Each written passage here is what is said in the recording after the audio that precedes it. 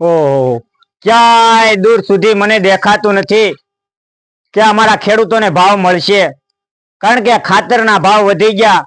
જ્યારે રાજકારણીઓને ભથ્થું વધારવાનું થાય ત્યારે વધી જાય છે, પણ મને દૂર સુધી દેખાતું નથી સાહેબ કે અમારા ખેડૂતને એને પોષણક્ષમ ભાવ મળશે.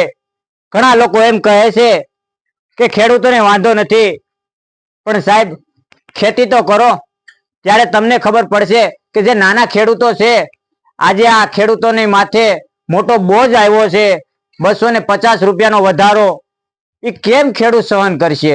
ખેડૂતોને આ નાખવાનું થાય ખાતર ખેતરમાં તો એ શું કરશે? કારણ કે 2 થેલી લેવા જાય તો 500 રૂપિયાનો ખર્ચો વધી જાય પરબારો.